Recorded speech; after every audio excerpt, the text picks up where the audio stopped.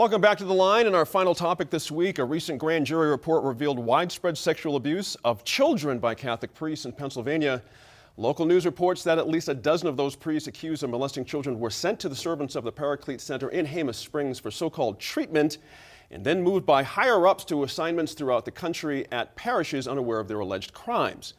This week, Archbishop of Santa Fe, John C. Wester, issued a statement apologizing to victims and families and called for a day of prayer, atonement, and reparation on September 14th. Jeffrey, does that apology work for you as a strong Catholic? It's a vacuous document written by someone else, which is emblematic of the absolute loss of confidence and trust that people around the world have had with the Catholic Church. I went to Catholic school for 12 years, so I know something of the Church.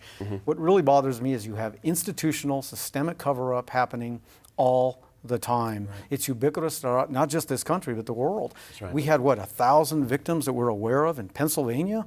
That's just Pennsylvania. Right. The AG How many states are the last time I checked? There are too. 50 states. Right. And the other thing we never hear from the Catholic Church is, what are we going to do? What is the strategy to help the victims? We always hear pray for the Church. Right. We never hear anything about what do we do about the victims. Further, all the Catholic Church tends to do is dismiss it, so it fades away, and, well, the bishop's going to resign. What about facing criminal charges? Right. If someone like you or me were engaged in that heinous behavior, we'd be in jail for 50 years. But the Church never talks about that type of retribution. Dan? It's the depth of hypocrisy. That's right. The zero tolerance policy that Jeffrey's alluding to, why has that just not happened? I mean, any reasonable person would expect that. Well, because, Gene, you don't have to have any deeper conversation other than to say they have a facility to cure these people. Right. And we know that if you are one of these sex offenders, when we introduced Megan's Law in New Mexico and we had every one of these professionals come and testify, you don't cure these people. There's no cure for it. I mean, that's why they talk about everything from chemical castration. These people are like, it doesn't stop us from what we're doing. This is the way it is. And yet the Catholic Church believes they can reprogram them. The Catholic Church believes they can take these individuals, send them out to Jemez Springs, miraculously reprogram them that no one else has had success doing, and say, now we're going to put you back out in the community and have you lead a church again. So, I mean, I agree that at the end of the day, it's interesting that every time this happens, I'm kind of reminded, listening to what the bishop said, his comment was very similar to Urban Meyer's in the Ohio State deal. Look, we're really sorry that our university has been affected by this. We're really sorry that it's affecting what we do. And, we're all just kind of sorry about that. I mean, you'd think after the last scandal that literally almost brought down the Catholic Church. That's right. There seems to be zero changes when it comes to doing this. And we're talking about these folks out of Pennsylvania. And then that document says these priests were put back out. We know in the past that when they brought these folks to New Mexico, when they put them back out to be priests, they put them back out on reservations, very small towns, places where they didn't speak English, and the priest who committed these crimes didn't speak Spanish. And now we're hearing this thing, well, we sent him here and then we put him back out there again. I mean, at the end of the day, somebody's going to have to hold this organization accountable and say, this is unacceptable. Is it Catholics themselves, on Dan's point, that can hold the organization, as it were, accountable? Because something seems to have turned here. Like, folks have had enough. Do you know what I mean? If you think about all the scandals, Chile, Ireland, it just goes on and on. It's an international scandal. It's not just a U.S. scandal. The Pope is on his way to, or maybe has arrived in Ireland. I can't remember the exact dates. But are Catholics going to make the change? Well, I mean, in some ways, what you're asking is it rank and file Catholics, or is it the leadership? I think that there's something actually bigger here, which is that we don't just see problems in the Catholic Church. We also see within the evangelical movement. Pastors being moved from location to location after problems with their parish, with their parishioners. We have, as a country, an extraordinarily hands-off attitude about religion, and we allow religious leaders to step over rules that apply in other parts of our lives. So recently I was over at UNM and heard a brief discussion of a training that had just happened about people at the university who are required to report. Why don't we have those required to report mandates that are enforced on the Catholic Church and on other churches? That's an excellent question. Because we're afraid to touch religion. And we give faith organizations the opportunity to step away from rules that are required of everyone else. Adrian Carver, it's interesting, the Pope, of course, made a statement. and some folks find it wanting, but it is a statement unlike any of the previous popes that have addressed this.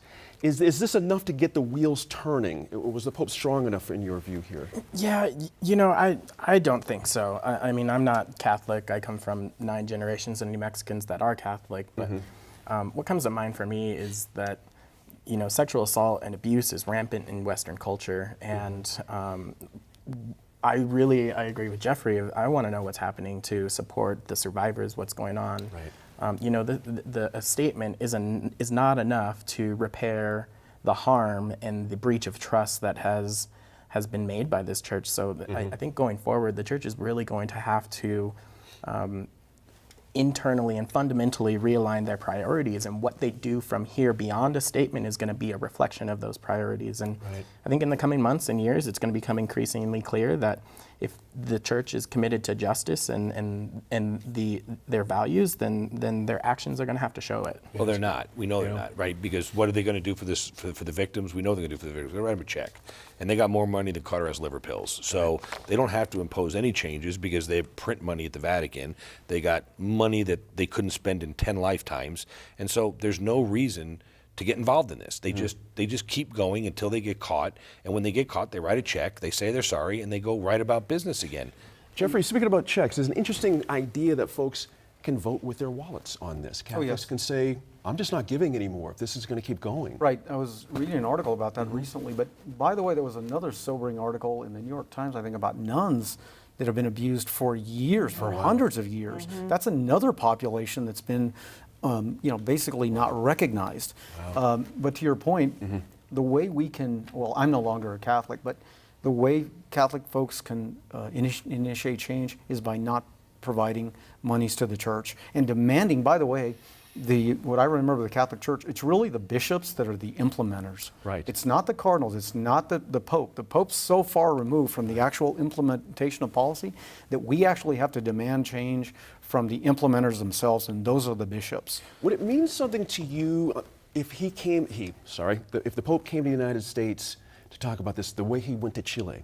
Or had the folks, the bishops from Chile, rather, come to the Vatican and had a meeting about this with a symbol like that, just something physical. Would that mean something? Not really. I think you need, to your point, systemic institutional reform from the inside out, like Martin Luther did when, what was that, 1564, when he said, you're paying an indulgence to forgive me raping this woman. That's what happened then 400 years ago. We need that kind of reformation of the church. But it has to come from not the Pope, but we the people, or the clergy themselves, demanding that the hypocrisy is eradicated and we're transparent. By the way, there should be a state-by-state investigation of the books, in my opinion, of every archdiocese. That's If the probably Pope, coming. if the Pope came forward and said, we're going to hire an outside firm and they're going to have unfettered access starting in the United States, and we're going to ferret this out, we're going to have a zero tolerance policy, Right. I'd start listening. But when the answer is, we're really sorry, we're going to pray for everybody to forgive us, we're going to write a check, and by the way, I'm going to go to Ireland and say I'm sorry there too,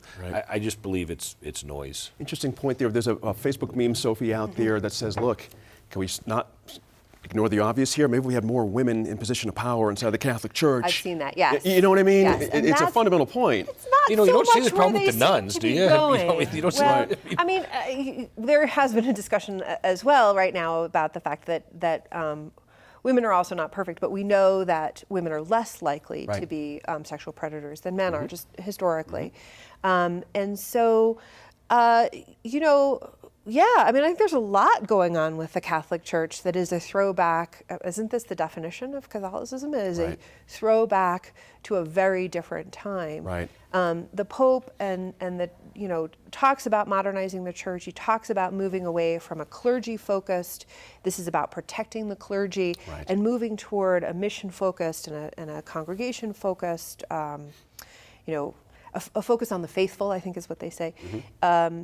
But we are, at its base, we're talking about a very old and well-entrenched system. And I hear that. I can't tell them to start putting women in positions of power. I don't think they're going to do it. Right, exactly. But on Dan's point, I think for a lot of Americans right now, anything less than that is not going to be acceptable. Absolutely. Do you know what I mean? We've reached that threshold where what Dan's suggesting. That's all the time we have. Thank you all. Good stuff on a Friday night.